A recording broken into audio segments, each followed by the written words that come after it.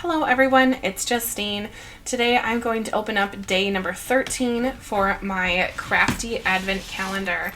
So that is the Crafty Advent Calendar from Spellbinders, and it's full of all sorts of crafty surprises here, so I can't wait to see what's in door number 13. It also, just to mention, it has dies, stamps, embossing folders, stencils, and embellishments, so there's so many things in here.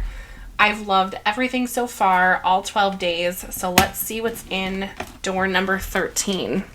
Let's just dive right in. I've been so excited opening this. Every single door has been, full of anticipation. A stamp set again, yay! Oh cool, this looks like a birthday sentiment, or stamps, sentiment stamps. There we go.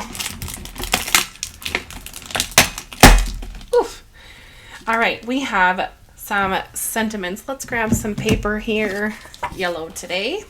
Nice and cheerful. All right, we have make a wish because you're awesome. Until further notice, celebrate everything. Spoil yourself, it's on me. Oh, fine, okay.